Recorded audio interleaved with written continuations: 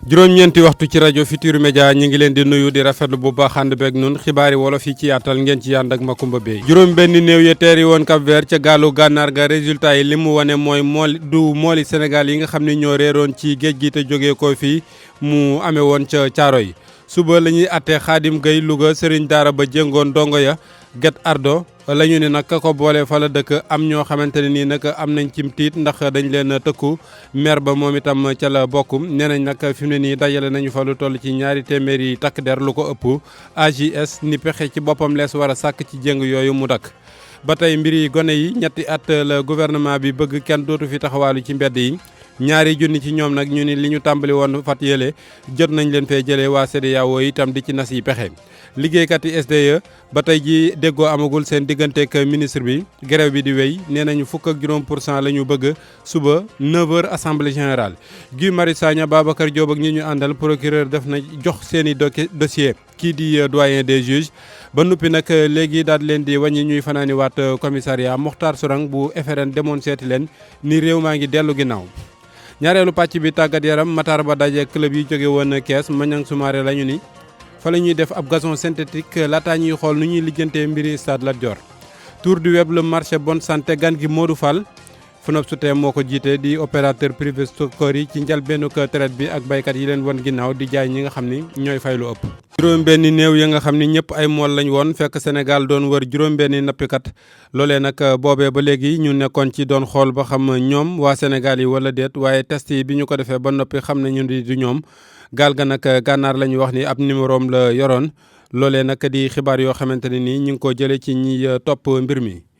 suba ak jàmm incha allah ci la ñuy àtte Cheikhouna Gueye wala Khadim Gueye di Serigne Daara ba jéngoon dongo ya ca Njaañ moom nag mu den ak Guet Ardo googeen nag ko jiite tiit ndax dañ leen tëkku ni yéen a ko boole ba lii lépp dal ko loolee tax nag kilifa yi jëli matuwaay fi mu ne nii lu ëpp ñaari téeméeri takk der yóbbu nañ leen fa muy Louga arrondissement Koki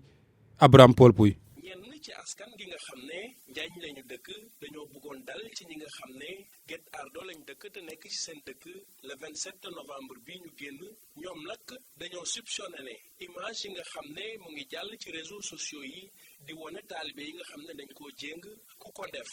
Guet Ardo la dëkk looloo tax ba ñu jot a teg loxo Cheikhouna Gueye. ñun ñëpp jàmm rek moo ñu tax a jóg. diggante ñaari communes yi jàmm rek moo fuura am xam ngeen diggante Njaañ ak Guet Ardo c'était 1 kilomètre maintenant c'est 300 mètres. meeru Guet Ardo nag di woo nguur gi mu jël ay responsabilités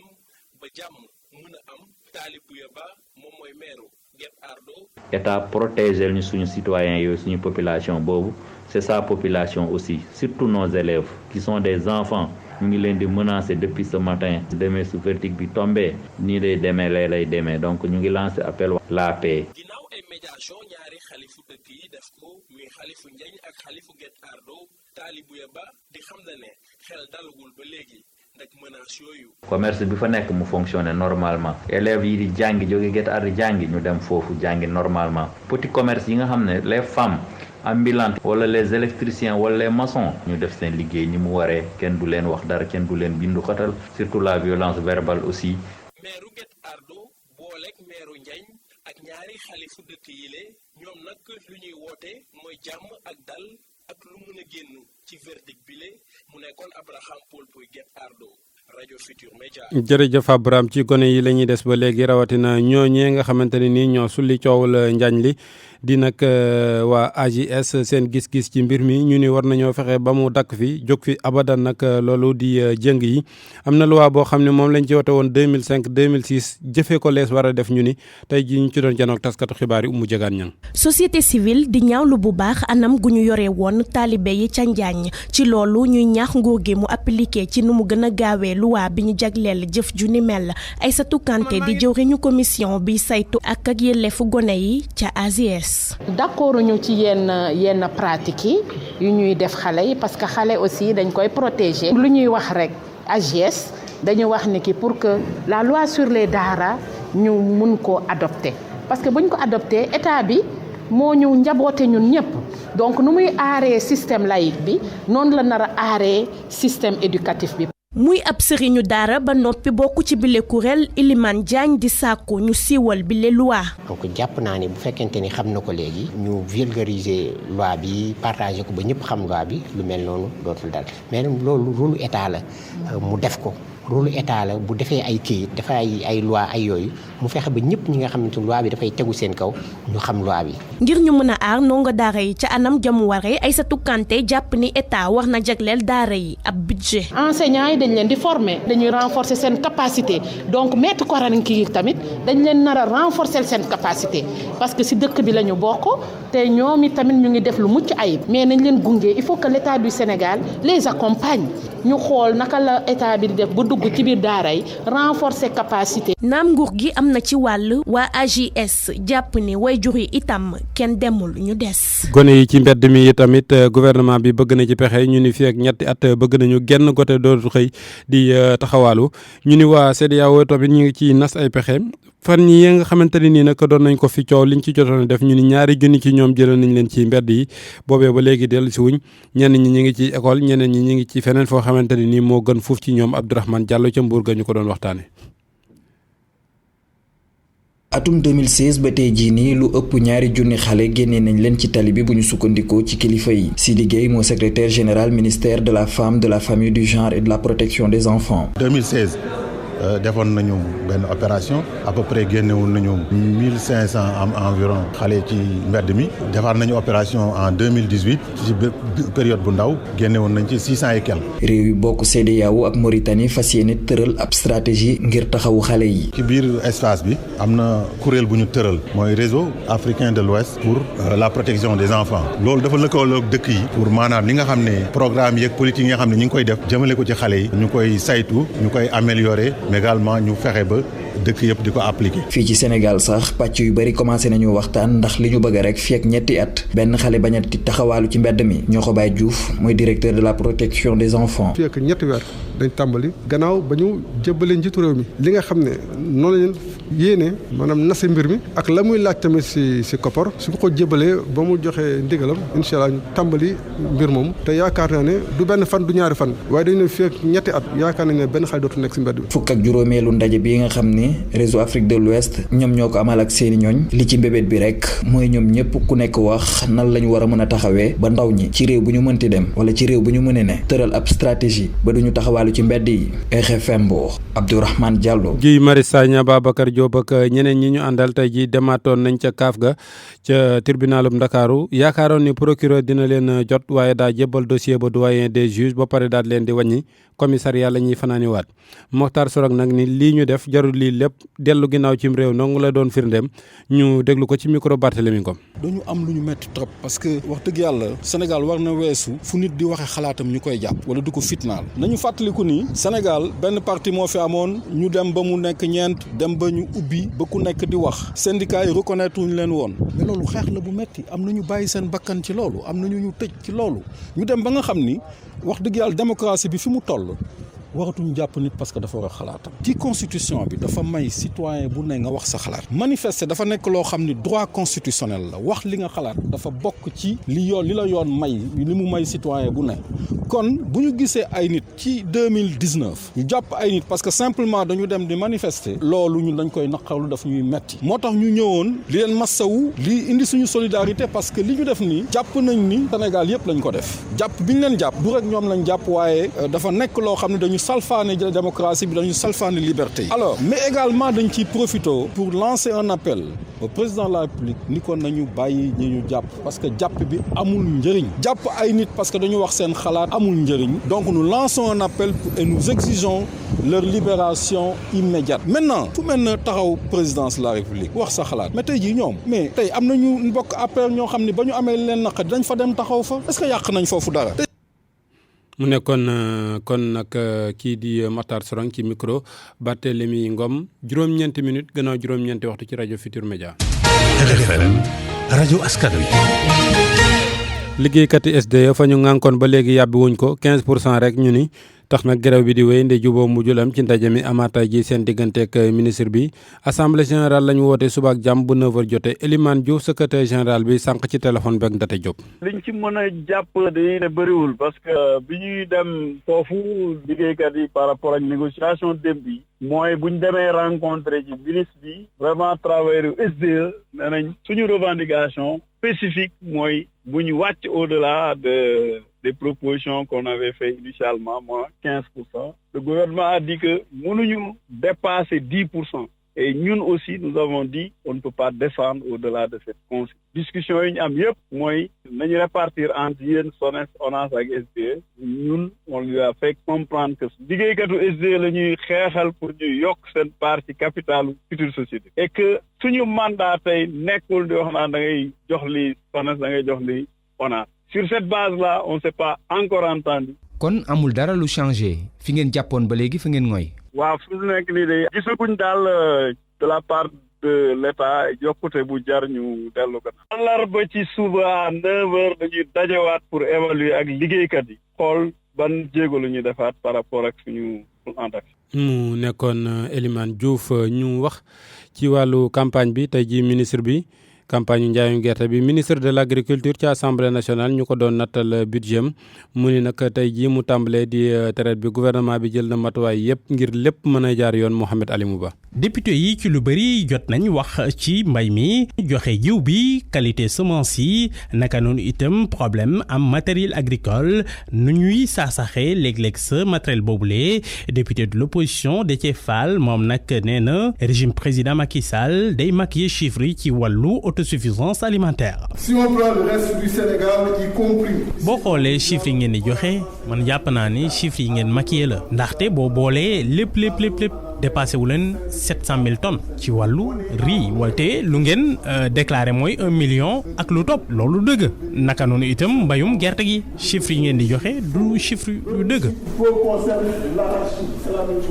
député de la majorité bi di Seydou Diouf moom nee na nañ xoolaat nu ñuy subventionné mbayum gerte man lu ma jàpp mooy waruñu continuer kon di subventionné mbayum gerte ba pare producteurs yi jël gerte googu jaay ko ay privé loolu amul sens kenn warul nangu li nu mel. ministre de l'agriculture bi mu jëlee parole Moussa Baldé nee na nguur gi mi ngi def lépp ngir mbay mi suqali. bëgg nañu béykat bi mu kontaan te incha allah ren yaakaar nañu dina kontaan bëgg nañu ñu denc jiw waxtaan nañu ak opérateur yëpp pour que ren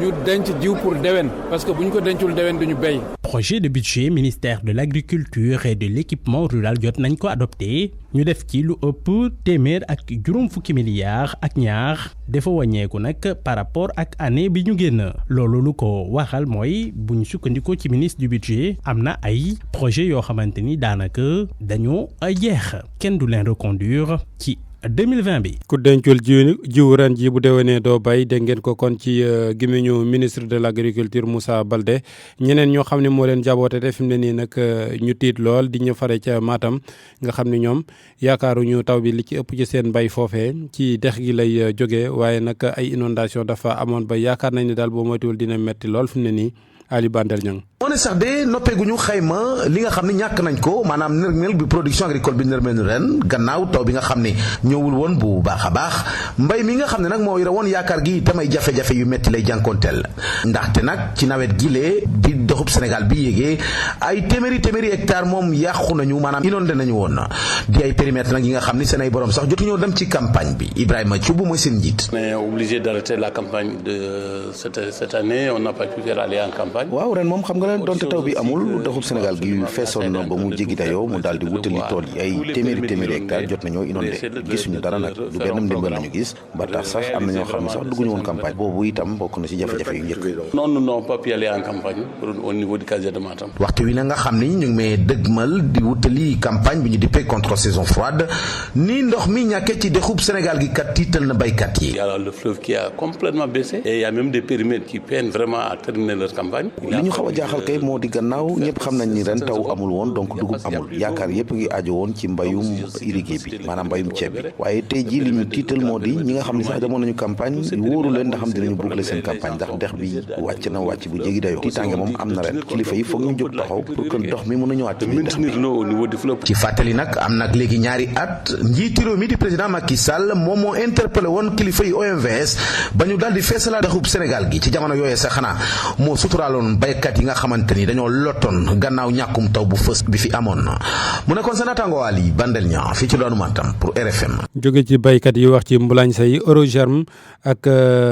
fédération sénégalaise bi ëmb ñoom mbulaañ say nag tey jii doon nañu signé ab protocole ngir xool nan la ñuy def ba déggoo liggéey bi gën a dox ca ndaje moomee nag la ñu waxee ni ñi ngi fàttali rek projet de loi bi nga xam ne moo war a tax nag ñoom itam seen secteur ñu assainir ko dañ ciy déglu Amadou Gaye njiitu la fédération boulanger yi ci micro Fama Dione. li mu mën a wax mooy ñun boulanger yi xam nañ duñu def loo xam ne gëmuñu ko dama ni suñu demee ba taxaw c'est parce que dañoo sonn mu tombé benn ministre du commerce boo xam ne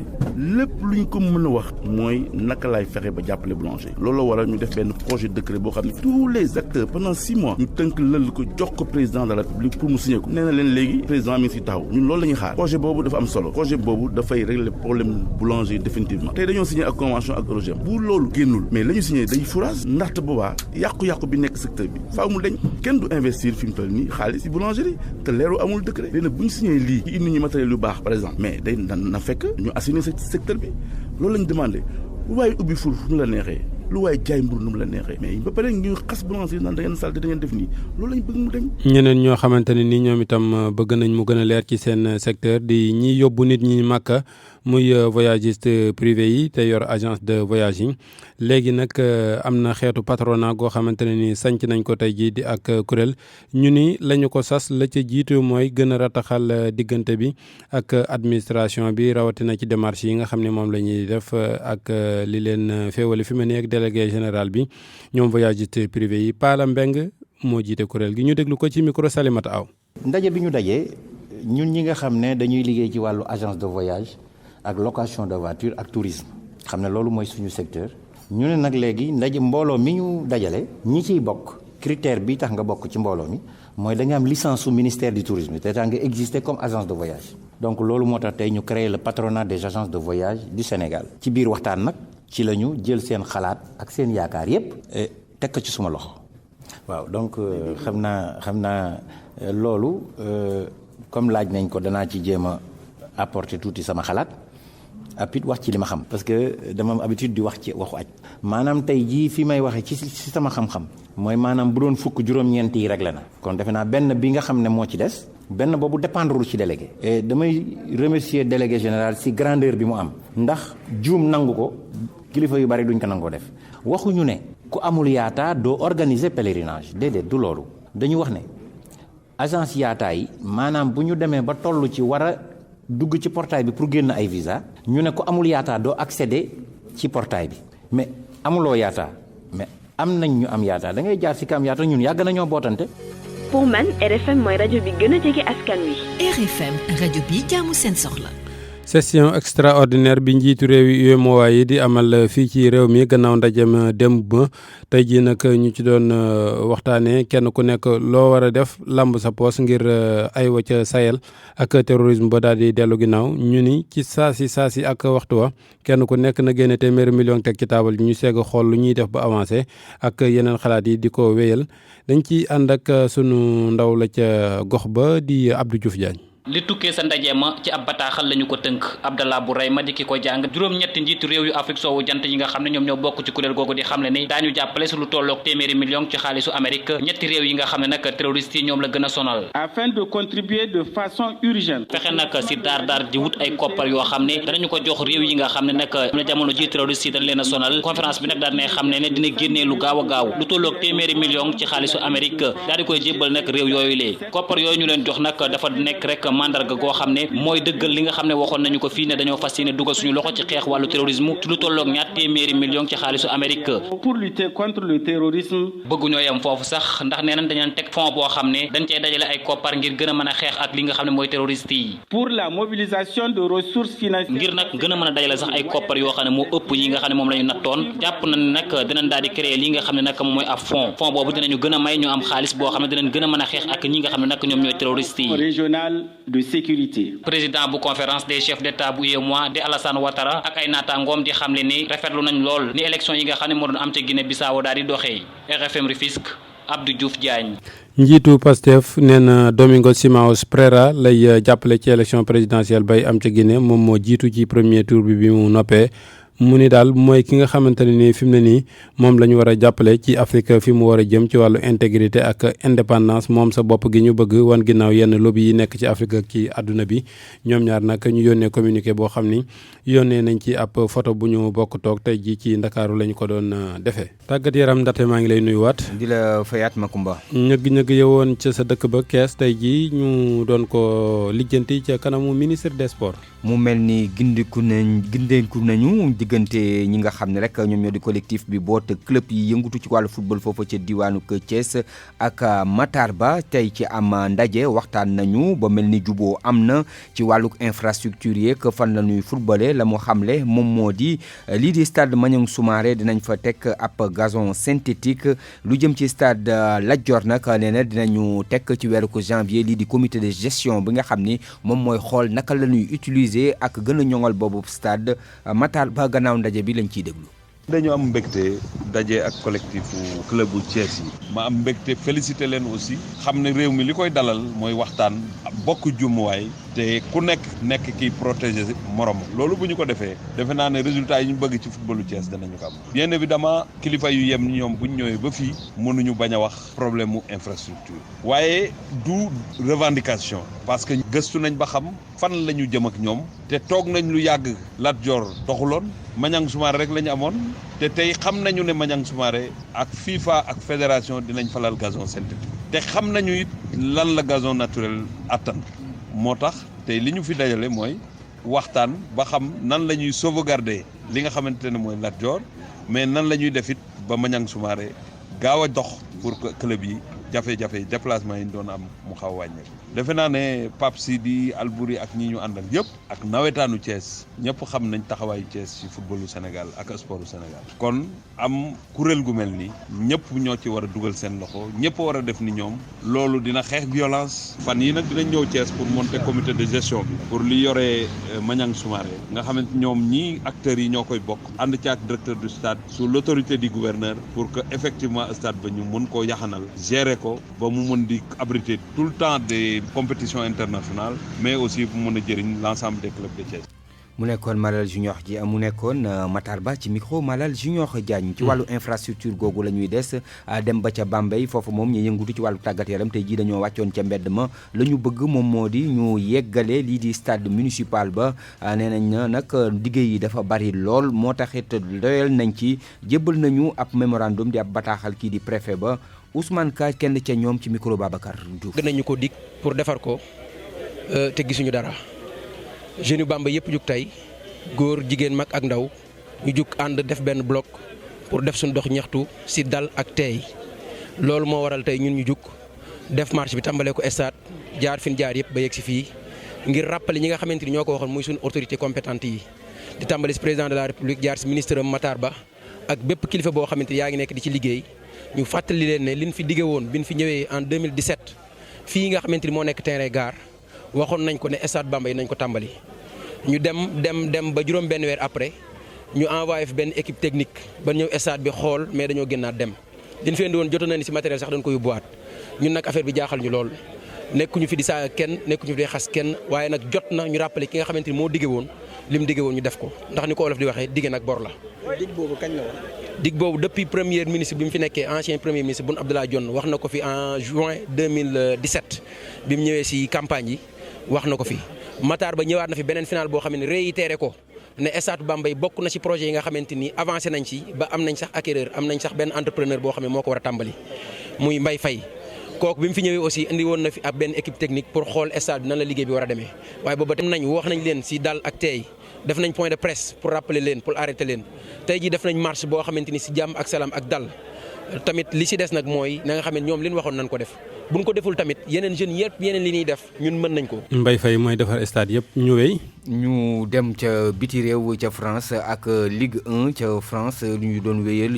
fukk ak juróom-benneelu ko bëccëg gi ñii di waa Brest ñoom dañoo duma yu metti ñii di waa Strasbourg juróomi ball ci dara Bordeaux tamit nu ni mel la def juróom-benn la dóor ñii di waa Nîmes ci dara Angers moom Marseille daf koo fekki dóor ko ñaari ball ci dara diggante Lyon ak Lille nag jongante ba mu ngay wéy ci jamono ji amagul kenn ku gañeegul ca Angleterre Crystal Palace ak Bournemouth foofa tamit équipe bu kii di Cheikh Kouyaté bi moom moo jiitoogul benn ball ci dara jongante ba léegi mu jeex na kon Burnley ak Manchester City moom moo daan benn ball ci dara ñi di waa moo jiitoogul ñoo nga ca mi-temps ba sànq la ñu reprendre ñaar léegi kon daal ñii di waa Blues yi di Citizens yi ñoo ngi defaraat seen toogaay gannaaw fan yi nga xam ni dañoo nekk ci ay jafe-jafe dañ koy jeexalee wàllug handball ci wàllug jigéen ñi ak coupe du monde bay am ca Japon suñu gaynde yu jigéen yi ñetti yoon ñu génn ki am ci ay detteelu ñu daan leen waaye loolu taxul ki nga xam ni moom moo di sélectionneur national ba ma ngay gën a bàyyi xel ci gone yi di leen ñaax di rafetlu la nga xam ni moom moo di performance ya ñu def tey waajal jongante bi nga xam ni moom moo leen desee seen dugganteeg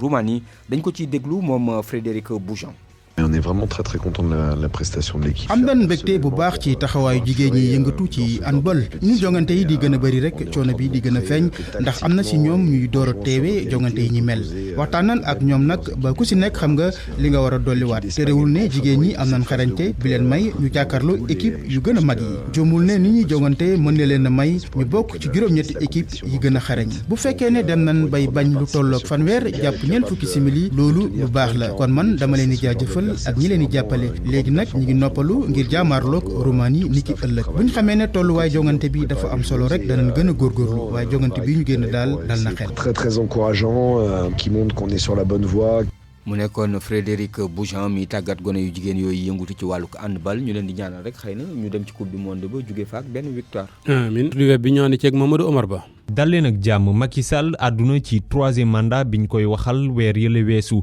buñ sukkandikoo ci IGFM njiitu réew mi dafa jàpp ni débat bi ñuy yëkkati ci ñetteelu mandat bi dafa teel lool ndaxte juróom benn weer rek la defagum ci ñaareelu mandaawam bi surtout groupe Futur Média bi jëlee xibaar bi ci RFI di ñu xamal ne Macky Sall li ko gën a nakari mooy ay njegeñaaleem ñooy yëkkati débat boobu bu dee opposition bi sax mën na comprendre li Moustapha Cissé Lo mënta comprendre mooy njëg li nguur gi jàpp ci kilogramme gerte bi $42 dërëm prix bi baaxul buñ sukkandikoo ci député bi Dakaractu di xamle ni Moustapha Cissé Lo ci kanamu jëwriñ gi ñu dénk wàllu mbay mi la doon àddu da doon nakarlu ni gouvernement bi di doxalee campagne bi ci njaayum gerte bi Moustapha Cissé Lo ne ministre yi nañ ko moytu li mu xam su ko waxee àdduna tukki Guy Marius Sagna ak juróom-ñetti nit yañ ko jàppandooloon dellu nañ garde à vue Presse Afrique di ñu xamal ne ñaareel bi yoon ñu leen di delloo ci loxoy procureur ci xët bu njëkk Sénégal photo njiitu réew mi Macky Sall toog ci wetu Serigne Mountakha Mbacké site bi di ñu xamal ne xalifa général des Mourides mi ngi woote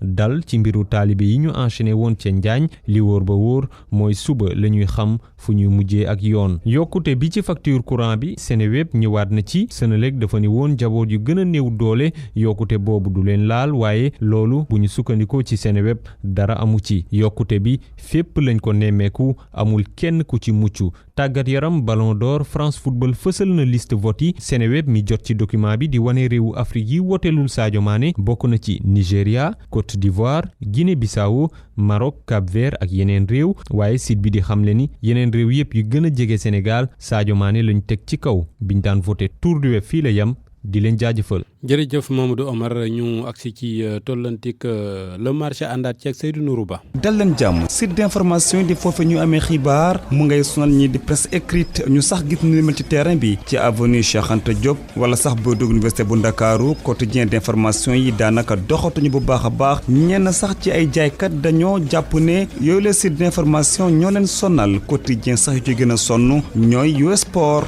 chiffre d'affaires ba ngay wàññeeku bu baax a baax reportage foofee Mamadou Marba. 7h moo jot Samba mi ngi dajale journaux yi génn tey ci suba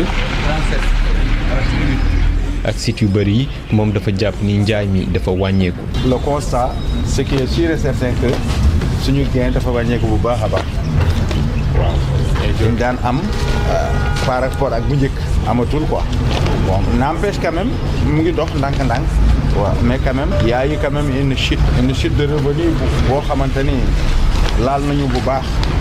par rapport ak avant. suba bu jot étudiants yi fii la ñuy taxaw xool journaux yi Ousmane moo fiy jaay bu ñu sukkandikoo ci moom yéenekaay yi wax ci tàggat yaram ñoo si gën a yéex. non tere na ko dox laa la wax nii par rapport ak avant ak léegi ça fait deux. léegi dafa xaw a wàññeeku tuuti bu baax mais surtout xoolal sport bi rek. xam nga sport bi avant stade bi nu mu doon doxee léegi doxatul noonu parce que yu bari léegi ci sa portable la ñu xool résultat yi match yi. tey jii média yu bari di dem ci numérique bi. loolu sonal lool jaaykatu journaux yi. Mamadou Marba jaajëf Baba Tandian nekkoon éditeur doon tam patron de presse marché bi dafa jàpp ne dara baaxatu ci am na tey fukki at ak juróom ba ñaar fukki at li mu doon tiré ci ay journaux bés bu ne macha allah bëri woon na loolu sax waaye tey daanaka am nay kër yoo xam ne mënuñoo sax tiré lu ëpp junni bés bu ne te ñoom ñooñee faw ñu respecté li ñu fay ñi di seen employé weer wu ne ñu déglu ko. bi ma créé matin ak Direct Info journaux yi après il y a une prolifération de journaux derrière donc journaux yëpp dañ doon tiré ay tirage macha allah tirage yu baax ay 15 000 20 000 daanaka man mën naa ne tiré naa quotidien yëpp yi nga xam ne nekk na Sénégal jëlee ko l'Observateur Sud Quotidien L'As Tribune Le Soleil tiré naa yëpp mais boo xoolee 10-15 ans après avec l'arrivée des sites internet les choses ont complètement baissé dafa wàññeeku bu bari sax ci journaux yi léegi journaux yi aujourd'hui ñu ngi ci situation difficile bu nga xamee ne ñi nga xamee daan nañu tiré ay 10 000 5 000 ñi daan tiré 5 000 léegi ñu ngi ci ay 1500 ñi daan tiré ay 10 000 ñu ngi ci ay 5 000 ay 5 000 3 000 4 000 mais ce qui fait que bëgg nañu liggéey mais les sites internet pratiquement ñoom ñoo gën a rey seen liggéey non saafara amul parce que tu sais c'est ça le progrès technique ah saafara amul boo xoolee cher ami boo xoolee bu njëkk ba imprimerie bi doon defar billet d'avion yi mais imprimerie boobu il a disparu dee na bu yàgg léegi maintenant billet d'avion internet la da ngay jënd si billet d'avion ñu yónnee la ko par mail nga imprimer ko sa bopp donc c'est ça la modernité hein c'est l'éclosion technique ce qui fait que les journaux yaakaar naa comme Sénégal n'est pas tellement internet à 100% comme en Europe nga xam ne en Europe beaucoup de journaux ont réer nañu yaakaar naa d'ici 5-10 ans xëy na li fi nekk ci presse écrite boo leen compter peut être ay ñaar ñett lay doon. Baba Tandian jaajëf le marché jeex na mën ngeen yónnee seen critique ak seen xalaat ci RFM Dakar @gmail.com wala RFM le marché @gmail.com jaa ngeen jëf ci teewlu bi ba talaata bi ñu dëgg mën ngir leen xibaar yi ñeel koom-koom.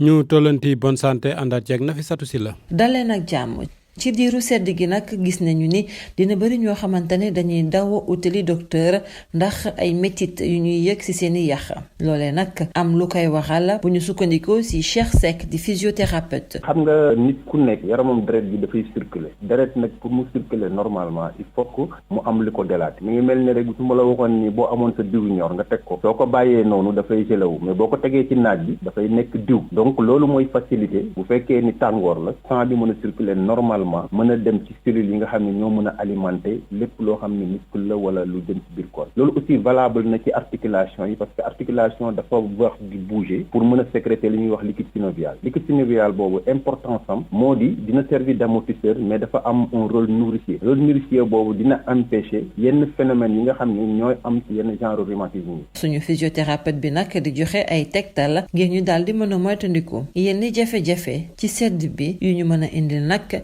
ay métit yu tax. bu fekkee nag sedd bi dafa ñëw dafa yokkaale sang bi du circuler comme ni mu waroon a circuler te tàngul néeg bi tàngul comme ni mu war a tàngee dafay indi ay genre luy gelé boobu mën na nekk ci articulation bi comme mën na nekk aussi ci cellules musculaires yi ak li jëm ci tendon yooyu. ci wàllu lekk gi tamit mu am ay matukaay yu am solo waaye tamit di yëngal sa yaram di def sport dina ci am njariñ. moo di ci lekk gi muy lekk aussi mu xool li nga xam ne alimentation la boo xam ni du ko jox poids bu rëy en même temps aussi muy aliments yu riche en calories parce que ci période sedd loolu dañ koy conseiller mais fexe aussi di naan bu bëri éviter aussi di utiliser lépp loo xam ne mécanique muy ay vélo wala ngay ay yéeg ci ay escalier ak affaire demoon loolu da koy yokk. fi la ñu yem ak yéen ak bonne santé ñu leen di jox dig daje ëllëg incha allah. Modou Fall njiitu FNOPS opérateur privé stu kër yi tey ji la traite bi taxaw waaye ñu bëri jaawale wuñ ca koppe ba mbaa ca Sekoya dañoo dem ca ñi nga xamante ne nii ñu ngi ci kilo juróom fukk bi wàcc fi ñeent fukk ak ñaar bi loolu nag nar a doon problème ci ñoom ñi nga xam ni ñoo war a raasal waa Sonacos ñu déglu waxtaan wi mu seq ak Mamadou Amar Ndione. jërëjëf Macoumba Beye ni ñu ko waxee noonu la sunu gan tey Modou Fall ñu ngi lay nuyu. waaw maa ngi leen di fay. yow yaay président bu FONOPST di kuréel gi ëmb opérateur privé stockeur ak transporteur yi campagne yu njënd ak njaayum gerte gi tàmbali na niki tey ñetti fan ci weeru décembre nan nga ko gisee. waaw campagne bi jërëjëf commencé na bis niki tey ci mboolem réew mi certes am na ay points yu commencé waaye nag tàmbali moom ñëpp duñ mën a tàmbaleendoo waaye am noté nañ ay quelques points de collecte yoo xam ne xam naa ni xaalis dem na fa commencé nañ nit ñi ñu ngi commencé jaay ndànk-ndànk mais barewul. est-ce que point de collecte yi ñu ngi dox ni mu waree. non bon point de collecte yi comme at yëpp nag boo tàmbalee premier jour collecte wax dëgg yàlla point de collecte yëpp duñ mën a démarrer noonu la même jour. tey am ñu tàmbali am ñoo xam ne pareeguñ seen point de collecte am ñoo xam ne ña ngay lijjanti seen financement waaye fii ak ay fan nag dina bari ñoo xam ne si daañu démarrer soobee yàlla. est-ce que lim bi tàmbali gis nga ne am na solo mun naa tax peut-être campagne bi dem ni mu war a demee. waaw tàmbali bi day wax dëgg xaw na tooy nag xaw naa tooy mooy xaw naa timide daal wax dëgg yàlla. waaye nag yaakaar nañu li ñu gën a dem ci biir campagne bi rek yaakaar nañ ni gerte gi dina gën a ñëw waaye fi nekk daal xaw naa tey daal. est-ce que baykat yi ñu ngi ñëw ci point de collecte yi. waaw mooy li ma la wax rek am na baykat yu tàmbalee ñëw man fii ma nekk ci département de Tivaouane comme ubbi nañ ay point de collecte am na baykat yu commencé ñëw ba jaay ba dem. waaye comme début la faaw ñu def lu mat une semaine xool est-ce que rythme bi baax na wala rythme bi baaxul. ma fàttali ne sunu gan tey Modou Fall di njiitu FONOPST fédération bi ëmb ñi opérateur privé stockeur ak transporteur yi yéen ci ay baykat ñoom nee nañu 210 francs CFA maanaam ñeent fukki dërëm ak ñaar yi dafa ndaw ci ñoom ba tax na am na si ñoo xam ne dañuy dem ci luuma yi di ko fa jaay ci njëg gu gën a am solo yéen nan ngeen gisee dogal boobu yéen ci ay baykat jël. waaw man daal njëg guñ mën a jaayee gerte gi ba téeméeri dërëm buñ ko mënee jaayee gerte gi man ça me dérange pas baax na mais li nga xam ni moom laa xam mooy am na ay manquement yoo xam ni ay jafe-jafe yoo xam ni nguur gi war na ko xoolaat. comme lan ndax tey bu ñu nee tey la campagne bi tàmbali tey ci le 3 am na ñoo xam ne depuis un mois commencé nañ seen campagne xam nga loolu it jaaduwul. tënk ñi bàyyi ñi ñu commencé liggéey loolu jàpp naa ni. ñan ñoo commencé dafa am ay opérateurs étranger yi nga xam ni moom nga wax léegi ñi nga xam ni ñu ngi ci terrain bi. depuis lu jege un mois xam nga ñu ngi commencé jënd. te tey jii la nguur gi wax la campagne bu ubbi kon nag loolu li muy nuru mooy dañu tënk ñi bàyyi ñi loolu nag warul am jàpp naa ne bu benee ne dañ ko régler ba nga xam ne bu ñuy wax ni campagne bi commencé na ñëpp ñooy tàmbalee doo la ca toppit ca nguur gi war koo régler waat mooy. xam nga état bi ak opérateurs yi ak association producteurs dañoo joxe ay semences certifiées ci baykat yi semence yooyu bu nguur gi bàyyee étranger yi jëkk ñëw commencé jënd gerte gi mën na ñoo jëndaale semence yooyu te bu ñu jëndaalee semence yooyu yóbbu ko ëllëgati si biir semence mën naa jafe wala mu manqué ci réew mi te bu boobaa ay jafe-jafe rek lay indi moo tax daal man ni njënd mi moom faaw nañu ko réglementé ba nga xam ni kenn ku nekk dana xam li muy def ak li moroomam di def. gannaaw loolu lan nga gis ne peut-être war nañu ko améliorer ci ni campagne bi di tëddee chaque fois. waaw li ñu war a améliorer daal daaw campagne bi amoon na tuuti ay jafe-jafe ci mbirum paiement yi ak mbirum réception yi ci usines yi paiement yi mooy boo indee sa camion déchargé ko mën nga toog 1 mois 2 mois bi nga fay te loolu day tax pour nga delluwaat sa baykat ba day xaw a jafe. daa nga dem ci usines yi di fa rang fukki fan ak juróom door a décharge sa loolu day tax doo mën a dellu ci àll ba mais loolu lépp bu ñu dajee ak directeur généralu Sonacos muy monsieur Modou Diagne Fada moom nee na yokk na sax ay centre de réception et puis am na 30 milliards de financement boo xam ne dana ko permettre mu mën a fay kon nag jàpp naa ne loolu bu fekkee dox na je pense que problème yooyu ñu doon wax daaw duñu ko am ren incha allah. Gouvernement bi dafa wax ne daanaka subvention yi ci yoonu dindi ko la nekk ci wàllu mbay mi yéen en tant que acteur yu am solo ci secteur bi nan ngeen gisee loolu. waaw loolu nag moom gisin bi ñaari mbir la bi ci njëkk mooy état moom moo xam lu mu àttan mu yanu ko ndax nit it wax dëgg comme mooy fay mooy génne ci poosam mooy xool la mu àttan mu yanu ko waaye li ma gis daal. mooy depuis lu jiitu sax 2012 état bi mi ngi jéem a dimbali producteurs yi chaque année mu leen di subventionné kon man li ma jàpp mooy mu demee ba ni day arrêté subventionné c'est pas pour bañ a dimbali mais xëy na dafa gis loo xam ni jàpp na ni dindi ko moo gën waaye man daal li ma jàpp mooy baykat moom bu néewee doole moom jàppale ko wàññiwul dara